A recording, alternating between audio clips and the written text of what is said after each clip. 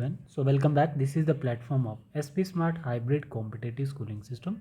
बच्चे आज हम लोग क्लास 11th बायोलॉजी का chapter 15 body fluid and circulation chapter 15 का पार्ट 4 डिस्कस करेंगे, जिसमें एनसीईआरटी का पैराग्राफ नंबर 10 लेंगे और आज का टॉपिक होगा हमारा ब्लड ग्रुपिंग। जिन बच्चों ने क्लास मिस की होगी वो बच्चे आराम से देखेंगे। कोई डाउट होता है तो आप कमेंट सेक्शन में मुझे बता सकते हैं। ब्लड ग्रुपिंग में हमने क्या पढ़ना है बच्चे, जैसे ब्लड ग्रुपिंग बहुत सारे टाइप के होते हैं, different type of blood grouping होती है। ABO blood grouping, RH, Bombay, Duffy और भी हैं बहुत सारे, ठीक है। बट हमारे सिलेबस में कौन कौन से एबीओ ब्लड ग्रुप और आरएच फैक्टर हमने पढ़ने हैं, ठीक है। तो इसमें क्या बताता है कि जैसे आप जानते हैं कि blood of human being differ in certain aspects through it appear to be a similar. बहुत सारे डिफरेंट इंडिविजुअल जो होते हैं उनके अंदर डिफरेंट ब्लड ग्रुप होते हैं। Various type of grouping of blood has been done, है ना। दिखने में तो सभी ऑर्गेनिज्म एक जैसे दिखते हैं इंडिविजुअल, बट उनके अंदर ब्लड ग्रुपिंग डिफरेंट होती है। Two such grouping ABO and Rh are widely used all over the world. पूरी दुनिया में पूरी पॉपुलेशन जितनी भी है आपके पास, तो इस पॉपुलेशन में दो ही टाइप के ब्लड ग्रुप होते हैं, एक एबीओ और एक आरएच, ठीक है। तो सबसे पहले हम स्टार्ट करते हैं बच्चे ABO blood grouping. ABO blood grouping होती क्या है ये मैं आप लोगों को पहले यहाँ पर बता देता हूँ। एक साइंटिस्ट थे जिनका नाम कार्ल लैंडस्टेनर था। उन्होंने ब्लड ग्रुपिंग सिस्टम को, ब्लड ग्रुप को डिस्कवर किया था, ठीक है। इन्होंने बताया था कि डिफरेंट इंडिविजुअल के अंदर डिफरेंट ब्लड ग्रुप सिस्टम होता है। हम रेंडमली ट्रांसफ्यूज नहीं कर सकते हैं एक दूसरे का ब्लड एक दूसरे को, ठीक है। इसने बताया था कि हम रेंडमली इसलिए नहीं कर सकते हैं क्योंकि हर इंडिविजुअल के आरबीसीज के सरफेस पे एक एंटीजन होता है जिसका प्रोटीनिशियस नेचर होता है। मतलब एंटीजन एक प्रोटीन है ना। वो आरबीसीज के सरफेस पे प्रेजेंट होता है और जो प्रोटीन किससे बनता है, जीन से बनता है। तो आपको पता है कि जीन जो होता है एक डीएनए का सेगमेंट होता है। मानो जैसे ये डीएनए, तो डीएनए के एक छोटे पार्ट को मैं जीन बोल रहा हूँ, तो ये जीन कोड कर रहा है किसको, इस एंटीजन को जो आरबीसीज के सरफेस पे प्रेजेंट है। मान लो जैसे मेरे पास ये आरबीसी आ गया, इस आरबीसीज के सरफेस पे ये एंटीजन प्रेजेंट है। तो एंटीजन क्या है, प्रोटीन जिसको जीन ने कोड किया होगा, ठीक है। अब ये जो जीन है बच्चे, ये दो टाइप के एंटीजन कोड करती है, एक ए एंटीजन और एक बी एंटीजन। समझ आया। तो इसका मतलब आरबीसीज के सरफेस पे दो टाइप के एंटीजन हो सकते हैं, एक ए एंटीजन और दूसरा बी एंटीजन। पूरी पॉपुलेशन में जितनी पॉपुलेशन है उसमें सिर्फ दो ही टाइप के एंटीजन हो सकते हैं, ठीक। अब देखो बेटा, इसका मतलब ये क्या है, बाहर आरबीसीज के बाहर क्या है, ये प्लाज्मा आ गया। मतलब जहाँ आरबीसीज है उसके बाहर क्या है, प्लाज्मा। लिक्विड कंटेंट ब्लड के अंदर जितना भी होता है वो प्लाज्मा होता है। और प्लाज्मा में क्या प्रेजेंट होगी, इस आरबीसीज के प्लाज्मा में एंटीबॉडी। ध्यान रखना बच्चे। अब एंटीबॉडी क्या हो सकती है, एंटीबॉडी ए और एंटीबॉडी बी होगी सेल के प्लाज्मा में।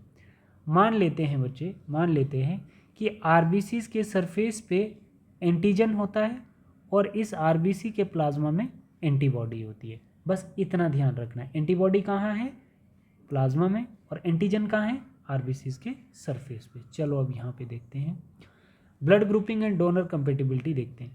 ब्लड टाइप कितनी होती है, ए बी और ओ। मतलब पूरी पॉपुलेशन में कितने टाइप का ब्लड ग्रुप होगा, ए बी ओ भी बोलते हैं उसको, A B O blood grouping, ठीक है। तो हमारे पास 4 फिनोटाइप आ गए बच्चे ब्लड ग्रुप के, मतलब 4 टाइप के ब्लड ग्रुप है हमारे पास। मतलब इंडिविजुअल ए ब्लड ग्रुप भी हो सकता है, बी भी हो सकता है, ए बी भी हो सकता है और ओ भी हो सकता है। अभी हम पॉजिटिव नेगेटिव की बात नहीं करेंगे। अब बच्चे आप बोल सकते हो यहाँ पर कि ए ब्लड ग्रुप के लिए कितने जीनोटाइप हो सकते हैं, आई ए और आई ओ। मतलब क्या हुआ सर, मानो जैसे आई ए है बेटा, ठीक है। तो अगर हम इसका क्रॉस करवाएंगे किसके साथ, आई ए के साथ, तो हमारा क्या आएगा, 100% कैसे आएंगे, आई ए होमोजाइगस डोमिनेंट। मतलब ये कैपिटल लेटर वाला क्या है, डोमिनेंट है। ये होमोजाइगस डोमिनेंट है और हेट्रोजाइगस डोमिनेंट। तो हमारे पास दो जीनोटाइप हैं। जैसे आप करते हो ना बच्चे, देखो मैं एक सिंपल तरीका बताता हूँ। जैसे हम कैपिटल टी का क्रॉस करवा देते हैं, किसके साथ क्रॉस करवाते हैं, कैपिटल टी के साथ भी करवा सकते हैं और कैपिटल टी स्मॉल टी के साथ भी करवा सकते हैं और स्मॉल टी के साथ भी करवा सकते हैं, ठीक है। तो हम बोल रहे हैं बच्चे कि टॉल के लिए हमारे पास कितनी प्रोबेबिलिटी है, टॉल के लिए अगर इनका क्रॉस करवाएंगे तो 100% टॉल आएंगे, अगर इनका भी क्रॉस करवाएंगे बच्चे तो भी 100% टॉल आएंगे। तो मतलब टॉल आने के लिए हमारे पास जीनोटाइप कितने रिस्पॉन्सिबल हैं, ये 2 जीनोटाइप रिस्पॉन्सिबल। तो ब्लड ग्रुप ए आने के लिए हमारे पास कितने टाइप के जीनोटाइप हैं, आई ए मतलब आई जीन जो है ब्लड को बनाने वाली जीन है, आई ए एक तो ये हो गया। IAIO भी हो सकता है। मतलब ब्लड ग्रुप ए के लिए होमोजाइगस डोमिनेंट जीन भी हो सकती है और हेट्रोजाइगस डोमिनेंट जीन भी हो सकती है। ये समझो, ये होमोजाइगस डोमिनेंट आ गई और ये हेट्रोजाइगस डोमिनेंट। तो मतलब ब्लड ग्रुप ए के लिए कितने टाइप के जीनोटाइप हो गए? 2 टाइप के। समझ आई? जैसे हम बोल रहे हैं टाल के लिए कितने टाइप के जीनोटाइप हो भाई, इसका क्रॉस इसके साथ करवाएंगे तो भी टाल आएगा, इसका क्रॉस इसके साथ करवाएंगे तो भी टॉल आएगा, कैपिटल टी स्मॉल टी भी अगर आएगा तो भी तो वो टाल ही होता है ना अपन जनरेशन में। ठीक, अब देखो ऐसे ही इसके लिए भी कितने, IBIB IBO, इसके लिए एक और इसके लिए भी एक जीनोटाइप। तो मतलब हमारे ब्लड ग्रुप में 4 फिनोटाइप हैं और जीनोटाइप कितने, 6 जीनोटाइप है, क्योंकि 2 जीनोटाइप ब्लड ग्रुप ए के लिए, 2 जीनोटाइप ब्लड ग्रुप बी के लिए, 1 genotype blood group A B के लिए और 1 जीनोटाइप ब्लड ग्रुप ओ के लिए रिस्पॉन्सिबल है। तो 4 जीनोटाइप प्रेजेंट होते हैं हमारी पॉपुलेशन में। देखो अब मानो जैसे ये आरबीसी आ गया बच्चे, इस आरबीसी के सरफेस पे क्या एंटीजन है, ए एंटीजन है। इस आरबीसी के सरफेस पे एंटीजन ए है। तो अब इस एंटीजन ने क्या किया होगा बच्चे, अपने प्लाज्मा में, इस ए एंटीजन ने अपने प्लाज्मा में कौन सी एंटीबॉडी रखी है, बी एंटीबॉडी रखी है। मतलब ए एंटीजन अपने प्लाज्मा में एंटीबॉडी बनाएगा, किसके अगेंस्ट, बी के अगेंस्ट बनाएगा, उसको एंटी बी बोला जाता है। समझ आए बच्चे? मतलब ए एंटीजन अगर आरबीसी के सरफेस पे है तो उसके प्लाज्मा में एंटीबॉडी कौन सी होगी, बी। मतलब ये ए एंटीजन जो है ये किसके अगेंस्ट प्लाज्मा में एंटीबॉडी बनाएगा, बी के अगेंस्ट एंटीबॉडीज बनाएगा। ठीक है, तो प्लाज्मा में एंटीबॉडी कौन सी हो गई, बी। ऐसे ही हमारे पास मान लो कि जैसे ब्लड ग्रुप बी किसी का, तो ब्लड ग्रुप कैसे पता चलता है, जो उसके आरबीसी के सरफेस पे एंटीजन होगा वही ब्लड ग्रुप होगा। अगर इसके सरफेस पे बी एंटीजन है तो ब्लड ग्रुप बी होगा इसका। ठीक है, बट इस बी, अगर इसके सरफेस पे बी एंटीजन है तो इसके प्लाज्मा में एंटीबॉडी कौन सी होगी, ए। मतलब ये बी जो है ए के एंटीबॉडी बना रहा है अपने प्लाज्मा में, ए के अगेंस्ट एंटीबॉडी बना रहा है अपने प्लाज्मा में, कौन, B blood group. B blood group का जो आरबीसी है, बी ब्लड ग्रुप का जो आरबीसीज है उसके सरफेस पे बी एंटीजन है। क्लियर है बच्चे? अब अगर सरफेस पे बी एंटीजन है तो हम बोलेंगे इसका ब्लड ग्रुप बी है। बट इसके प्लाज्मा में एंटीबॉडी कौन सी होगी भाई, बी अगर सरफेस पे तो प्लाज्मा में ए एंटीबॉडी होगी, क्योंकि बी तो वो आने देगा अपने अंदर बट ए नहीं आने देगा। ए को रोकने के लिए ए के एंटीबॉडी बनाई हुई है ना प्लाज्मा में इसने। ठीक है, फिर ऐसे ही देखो, अगर हमारे पास ए बी ब्लड ग्रुप है तो इसका मतलब इस आरबीसी के सरफेस पे एंटीजन बी भी होना चाहिए और एंटीजन ए भी होना चाहिए। समझ आई? जब इसके पास ये दोनों हैं तो अब ये प्लाज्मा में एंटीबॉडी नहीं बनाएंगे। क्यों नहीं बनाएंगे, प्लाज्मा में एंटीबॉडी क्यों नहीं बनाएंगे? अगर बच्चे ये बी जो है प्लाज्मा में एंटीबॉडी किसके अगेंस्ट बनाएगा, ए के, तो ये मर जाएगा फिर तो। समझ आई? जो इसके सरफेस पे ए है, सरफेस पे ए एंटीजन है, तो अगर बी एंटीबॉडी बी बना देगा अपने प्लाज्मा में या आरबीसीज, तो ये इसके अगेंस्ट हो जाएगा ना, फिर ये इसके अगेंस्ट हो जाएगा। तो अगर ए एंटीबॉडी बनाएगा अपने प्लाज्मा में तो ये फिर बी के अगेंस्ट हो जाएगा। तो कहने का मतलब है कि ए एंटीजन और बी एंटीजन दोनों ही आरबीसीज के सरफेस पे होंगे, तो इनके प्लाज्मा में कोई भी एंटीबॉडी नहीं होगी। ठीक है, इनके प्लाज्मा में कोई एंटीबॉडी, अगर इनके प्लाज्मा में एंटीबॉडी होगी ना तो ये इन्हीं को मारना शुरू कर देंगे। ठीक है, अब देखो, और फिर उसके बाद हम बोल रहे हैं कि जैसे हमारे पास जिस इंसान का ब्लड ग्रुप ओ है तो उसके सरफेस पे क्या होगा, उसके सरफेस पे कोई एंटीजन नहीं होगा। अगर कोई एंटीजन नहीं है तो ये सबसे ब्लड ला सकता है, क्योंकि इसके पास वो एंटीजन ही नहीं है। मतलब वो एंटीजन ही नहीं है जो किसी के अगेंस्ट एंटीबॉडी बनाए। समझ आए? इसके पास नेचुरली क्या होंगी, इसके प्लाज्मा में एंटी ए और एंटी बी एंटीबॉडीज होंगी, नेचुरली होंगी, ना कि एंटीजन ने बनाई होंगी। इसके सरफेस पे वो एंटीजन नहीं है जो इसके प्लाज्मा में एंटीबॉडी बनाए, ये नेचुरली एंटीबॉडीज ए और antibody B O blood group के प्लाज्मा में प्रेजेंट होंगी। समझ आए? तो इसीलिए ये सबसे ब्लड ले सकता है। मतलब जो ब्लड ग्रुप ओ होता है, जो ब्लड ग्रुप ओ होगा बच्चे, सिर्फ डोनेट किसको करेगा, ओ को देगा।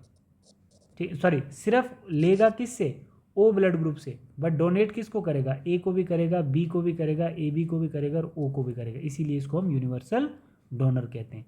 बट जो ए बी है बेटा, जो ए बी है ये क्या करता है, सिर्फ ए बी को ही देता है बट लेता सबसे, ए से भी, बी से भी, ए बी से भी और ओ से भी। समझे? क्योंकि इसके प्लाज्मा में कोई एंटीबॉडी नहीं है, इसीलिए ये ले रहा है। इसीलिए इसको यूनिवर्सल रिसेप्टेंट कहते हैं। तो अब जिसका ब्लड ग्रुप ए होगा तो वो किससे ब्लड ले सकता है? ए है तो ए ही से ले सकता है।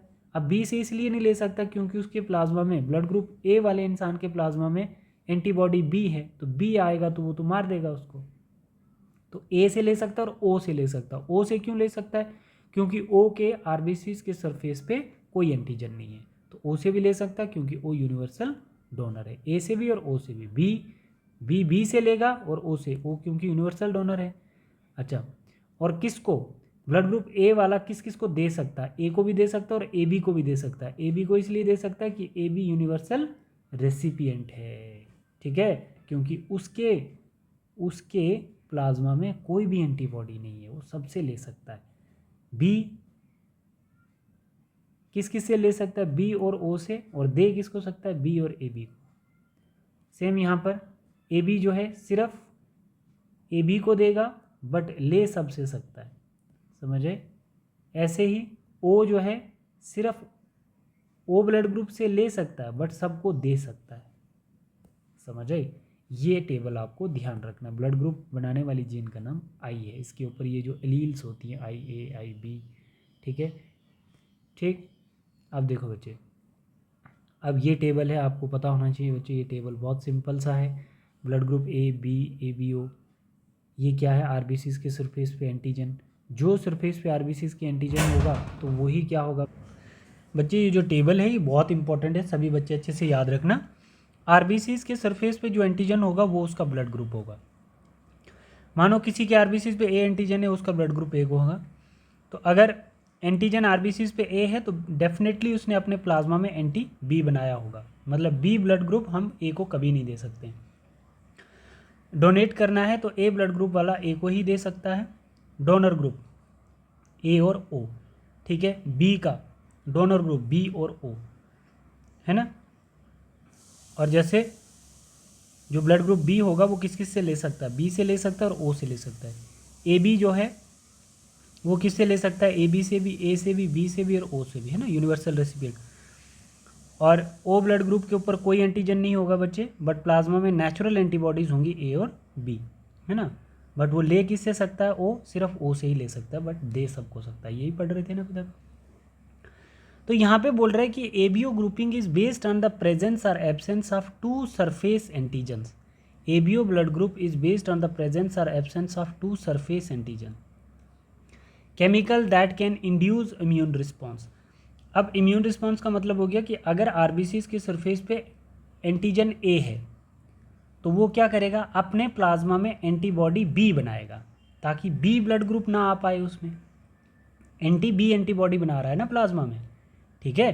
तो अब वो इम्यून रिस्पॉन्स होगा। मानो जैसे हम बी ब्लड ग्रुप ए वाले को दे रहे हैं तो वो उसके अगेंस्ट रिजेक्शन शो करेगा, तो उसी को हम बोलते हैं immune response. On the RBCs namely A and B, ठीक है। आरबीसीज के सरफेस पे एंटीजन क्या होंगे? ए और B. Similarly the plasma of different individual contain to natural antibodies protein produce in response to antigen. ये एंटीबॉडीज जो है ये एंटीजन के अगेंस्ट प्रोटीन प्रोड्यूस करेंगी। The distributions of antigen and antibody in the four group of blood A, B, AB and O are given in the table. You probably know that during blood transfusion any blood cannot be used. कोई भी blood आप use नहीं कर सकते हो. The blood of the donor has to be carefully matched with the blood of the recipient before any blood transfusion to avoid severe problem of clumping, destruction of RBC. The donor compatibility is also shown in the table. देखना यहाँ पे देखो, जैसे ये क्या बोल रहा है, इसने क्लियर यहाँ पे यही बताया है कि अगर किसी का ब्लड ग्रुप ए है तो उसके आरबीसीज पे एंटीजन होगा और उसकी प्लाज्मा में एंटीबॉडी बी होगी, और वो ब्लड किससे लेगा? ए और ओ से ही ले सकता है, ये क्लियर बताया। अगर आपके आरबीसीज के सरफेस पे ए एंटीजन है, ब्लड ग्रुप ए है, और आप ब्लड बी ले रहे हैं तो इसका मतलब आपके आरबीसीज के सरफेस पे जो ए एंटीजन है वो क्या कर देगी? एंटीबॉडी बी बना लेगी अपने पास। और अगर बी आप ए वाले को दे रहे हो तो वो बी के अगेंस्ट हमारा ए ब्लड ग्रुप वाला एंटीबॉडीज़ बनाएगा अपने प्लाज्मा में और बी को रिजेक्ट कर देगा। उसको हम बोलते हैं डिस्ट्रक्शन ऑफ आरबीसीज, ठीक है। तो ये बोल रहा है कि अगर आप किसी डोनर से ब्लड ले रहे हैं तो कम्प्लीटली पहले सारा उसका डोनर और रेसिपिएंट का ब्लड मैच कर लें और फिर उसके बाद ट्रांसफ्यूज़ करें, नहीं तो क्या हो जाएगी, इनकम्पेटिबिलिटी आ जाएगी। तो ये चीज़ हम लोग इसमें डिस्कस कर रहे थे।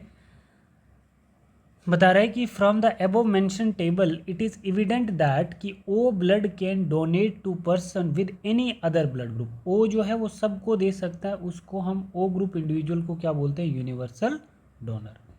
Person with A B group can accept blood from person with A B as well as other group of the blood.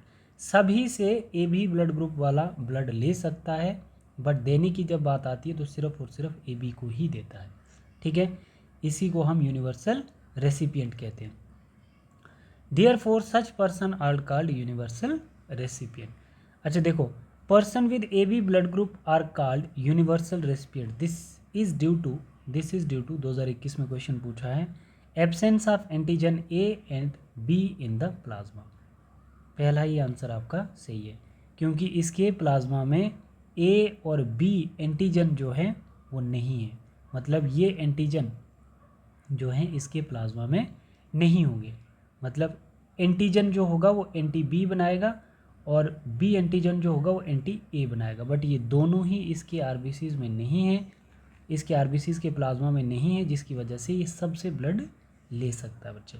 ठीक है, presence of antibodies anti A and anti be on RBCs. तो RBCs पे anti A और anti B होती नहीं है बच्चे। ठीक है, आरबीसीज के ऊपर तो एंटीजन होता है।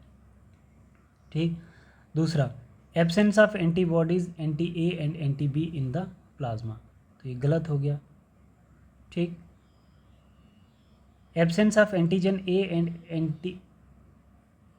Antigen A and be on the surface of RBCs. तो इसके सरफेस पे क्या होता है, प्रेजेंट होते हैं क्या, ए और बी एंटीजन्स। ठीक है, तो हमारा जो है फर्स्ट वाला आंसर राइट है। अब हम देखते हैं बच्चे आर एच ग्रुपिंग क्या होता है। देखो आर एच ग्रुपिंग क्या होता है बच्चे, जैसे आर जीन है एक, ये कोड करता है रेसिस फैक्टर को। रेसिस फैक्टर एक प्रोटीन है, मतलब जीन प्रोटीन बनाएगा। बेसिकली कहाँ से डिस्कवर किया है बच्चे, रेसिस मंकी से डिस्कवर किया, ये बहुत क्लोजली रिलेटेड है हमारे। तो आर जीन कैसी हो सकती है हमारे सेल में, अगर आर जीन हमारे आरबीसीज में प्रेजेंट है तो हम उसको आर एच पॉजिटिव बोलेंगे, अगर नहीं है तो उसको हम आर एच नेगेटिव बोलेंगे। ठीक है, मानो इस आरबीसीज के सरफेस पे ये ग्रीन कलर का क्या है, आर एच फैक्टर है, सॉरी एंटीजन है ए, और ये जो दिख रहा है आपको ये क्या है, आर एच फैक्टर है। तो अगर आर एच फैक्टर है एंटीजन के साथ तो हम ब्लड ग्रुप ए पॉजिटिव बोलेंगे उसको। तो आर एच फैक्टर होना आरबीसीज के सरफेस पे क्या कहलाता है, पॉजिटिव, और नहीं होगा तो क्या कहलाएगा, नेगेटिव। समझ आया बच्चे।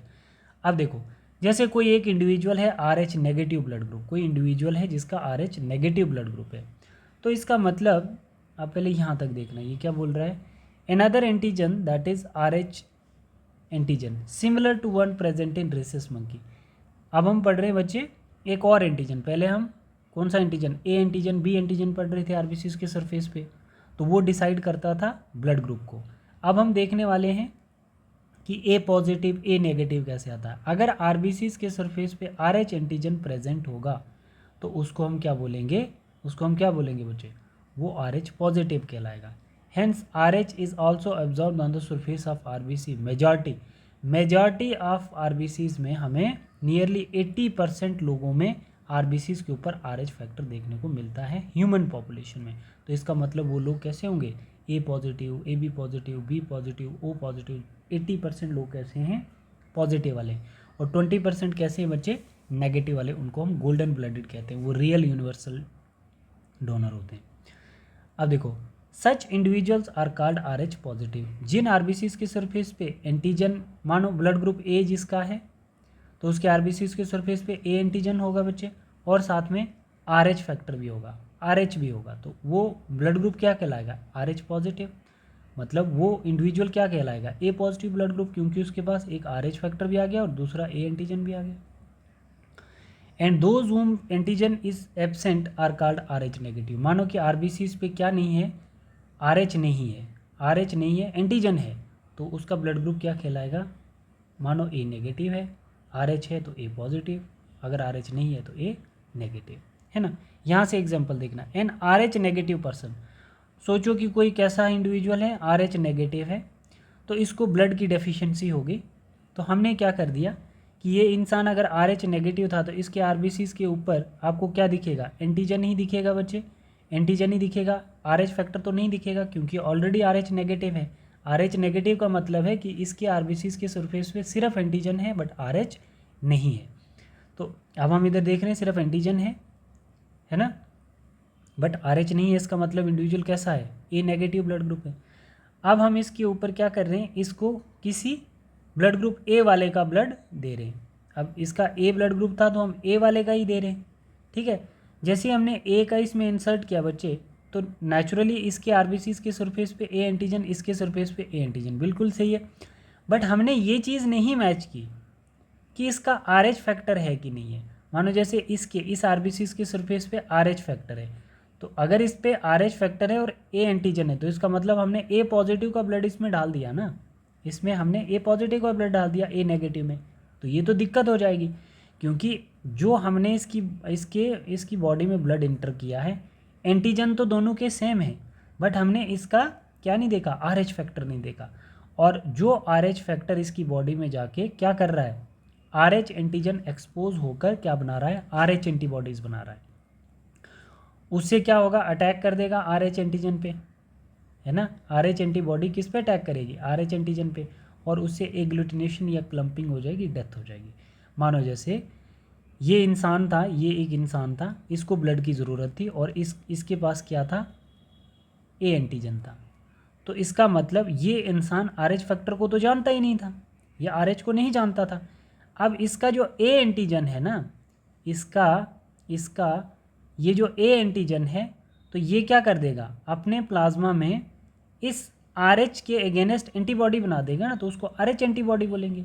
ये ए एंटीजन क्या कर रहा है, ये एंटीजन क्या कर रहा है, इस RH एंटीजन के जैसे ही एक्सपोज होता है तो RH के अगेंस्ट एंटीबॉडी बनाई जा रही है, तो ये जो RH एंटीजन है इसके ऊपर अटैक हो जाएगा। RH एंटीबॉडी बनाई किसने, इस एंटीजन ने बनाई, इस एंटीजन ने अपने प्लाज्मा में RH एंटीबॉडी बना दी। RH एंटीबॉडी इसलिए बनाई कि ये इसको रिकॉग्नाइज ही नहीं करता था, ये वाला इंसान ये इसको रिकॉग्नाइज ही नहीं करता था, तो इसके अगेंस्ट RH एंटीबॉडीज़ बन गई यहाँ पर। ये RH एंटीबॉडी जब बन जाती हैं तो ये अटैक कर देती हैं RH एंटीजन पे, इस पे अटैक कर देंगी, तो उससे क्या हो जाएगा, क्लम्पिंग हो जाएगी, एग्लूटिनेशन हो जाएगी, डेथ हो जाएगी इंडिविजुअल की। तो बोल रहा है कि जब भी आपको ब्लड ट्रांसफ्यूज़ करना है, an RH negative person if exposed RH positive blood, अगर पहले नेगेटिव था तो उसमें आपने एंटीजन तो सेम डाले बट RH फैक्टर चेक नहीं किया, जिसकी वजह से जिसका ब्लड डाला वो पॉजिटिव था, will form specific antibodies against the RH antigen, ठीक है। RH एंटीजन के अगेंस्ट जो नेगेटिव वाला है तो वो एंटीबॉडी बना गया अपने प्लाज्मा में, इसकी वजह से RF group should also be matched before transfusion. तो इसीलिए बोला जाता है कि आपको क्या करना चाहिए, जब भी ब्लड ट्रांसफ्यूज़ करना है तो पहले एंटीजन तो देखोगे ही, ब्लड ग्रुप तो देखोगे ही, साथ में आपने क्या देखना है, साथ में आपने RH फैक्टर भी देखना है, नहीं तो क्लम्पिंग हो जाएगी। ये समझ में आ गया बच्चे। अब एक और एग्जांपल समझा रहा है। कंक्लूजन क्या है, before transfusion of blood not check only blood group AB, also check the RH factor. समझ आई, this is normal blood transfusion, फिर उससे नॉर्मल ट्रांसफ्यूजन होती है। अब एक और एग्जांपल बोलता है, special case of RH incompatibility. RH incompatibility होती है मिसमैचिंग ऑफ ब्लड ग्रुपिंग। कैसे, has been observed between the RH negative blood of pregnant mother with RH positive blood of the foetus. यहाँ पर कंडीशन होती है बच्चे, यहाँ पे जो RH पॉजिटिव है वो डोमिनेंट है और नेगेटिव जो है वो रिसेसिव है, तो एक्सप्रेस कौन होगा बच्चे में, पॉजिटिव वाला, जो डोमिनेंट जीन है वो एक्सप्रेस होगा। तो RH इनकम्पेटिबिलिटी का मतलब होता है कि ब्लड ग्रुप मिस मैचिंग करना। कैसे, देखना ज़रा, मैं यहाँ पे आपको बताऊँगा।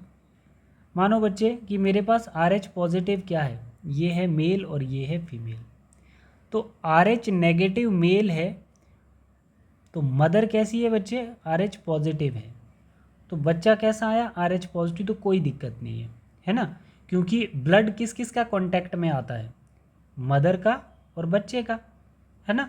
तो अगर मदर पॉजिटिव है, बच्चा पॉजिटिव है, कोई दिक्कत नहीं है, पापा नेगेटिव है, ये नॉर्मल बच्चा होगा। अगर पापा पॉजिटिव है, मदर भी पॉजिटिव है, तो बच्चा भी पॉजिटिव है, तो इसका मतलब बच्चे के जीन के साथ मदर जो है वो वेल फैमिलियर है, तो बच्चा नॉर्मल होगा। ठीक है, कैरी कौन कर रहा है? बच्चा, मदर कर रही है। अगर पापा पॉजिटिव है, मदर नेगेटिव है और बच्चा पॉजिटिव आ रहा है तो फर्स्ट नॉर्मल केस होगा, बट सेकंड टाइम में बच्चे की डेथ हो सकती है।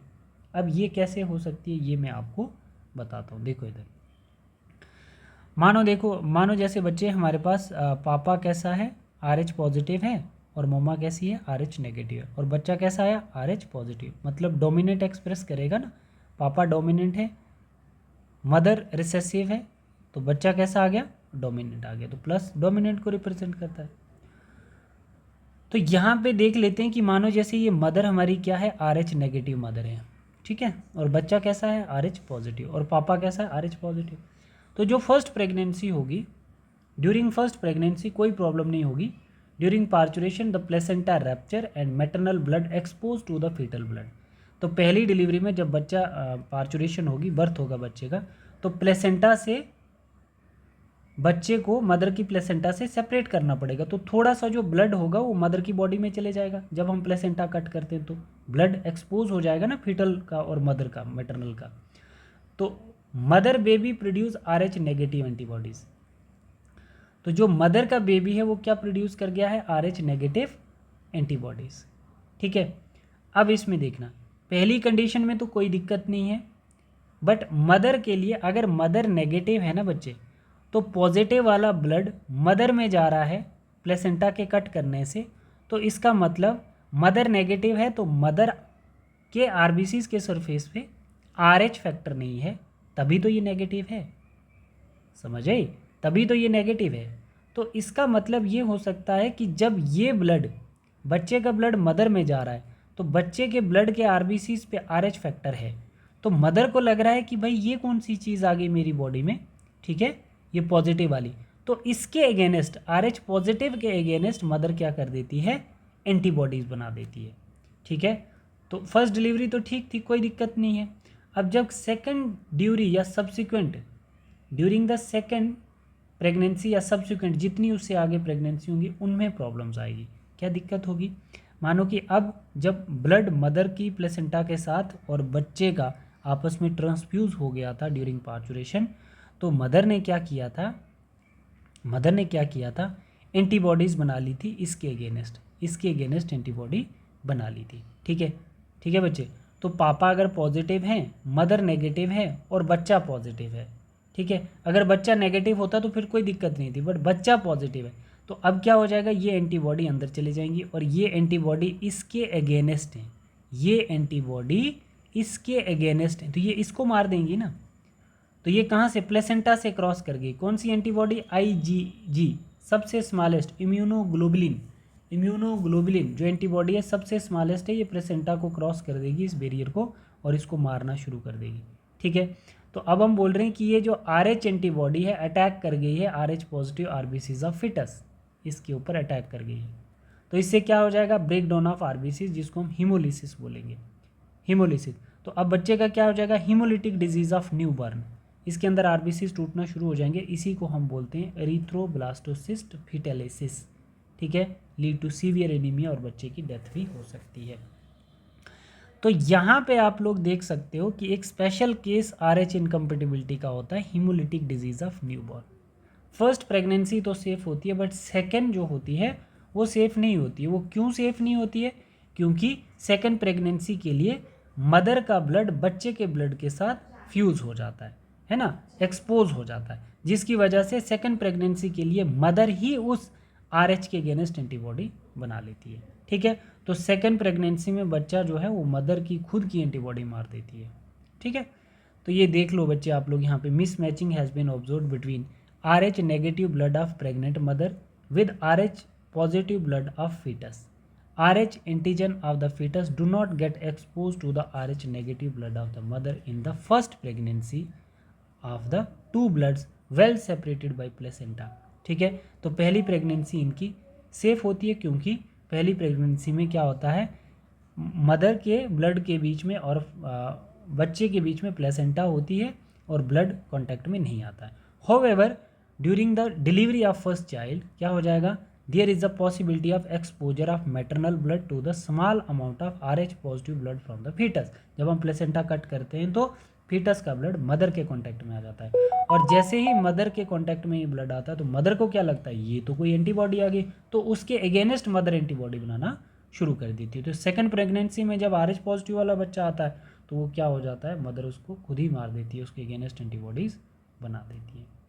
समझ आया बच्चे? ठीक है, तो एक सोल्यूशन है इसका भी, एक सोल्यूशन इसका भी है कि हम एक रोगेम वैक्सीन यूज़ करते हैं इसमें, ठीक है, जो एंटीबॉडी अगेंस्ट RH एंटीबॉडी की करती है ना। जैसे injection to give the RH negative mother carry RH positive foetus, जिस मदर ने RH पॉजिटिव फीटस लिया है और मदर RH नेगेटिव है तो उसके लिए रोगाम वैक्सीन है।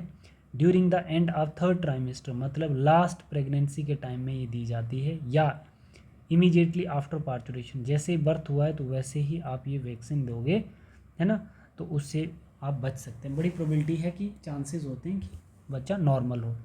तो फर्स्ट ट्राइमेस्टर 1 to 12 वीक होती है, सेकंड ट्राइमेस्टर 13 to 26, और थर्ड ट्राइमेस्टर में ये रोगम वैक्सीन दी जाती है। एटलीस्ट तब 9 मंथ कंप्लीट होने वाले होते हैं। 27 और 40 वीक को काउंट करोगे तो आपके 9 मंथ अराउंड पूरे हो जाते हैं। ठीक है बच्चे, तो ये हमने सीखा है RH इनकम्पेटिबिलिटी क्या होता है। ठीक है, तो इसका अगर आपको क्वेश्चन करना हो, देखो यही चीज़ बोल रहा है, in such case the mother start preparing antibody against RH antigen in her blood in case of her subsequent pregnancies, जितनी भी आगे प्रेगनेंसी होंगी मदर एंटीबॉडीज़ बनाएगी। The RH antibodies from the mother RH negative can leak in to the blood of the fetus RH positive and destroy the fetal RBCs. This could be the fetal fetal हो गया कि बच्चा खराब हो जाएगा, could cause severe anemia and jaundice to the baby. This condition is called erythroblastosis fetalis. This can be avoided by administering anti-RH antibody. तो इसको ठीक करने के लिए क्या है, anti-RH एंटीबॉडी, जिसको हम रोगम वैक्सीन कहते हैं, to the mother immediately after the delivery of first child, ठीक है, या लास्ट ट्राइमेस्टर स्टेज में। तो अब आप इसका क्वेश्चन करके मुझे बच्चे सभी कमेंट में बताएंगे कि इसका क्या आंसर आएगा। Which are the following condition cause erythroblastosis fetalis, है ना। अब बताओ कि मदर अगर RH नेगेटिव है तो बच्चा कैसा होगा, RH पॉजिटिव।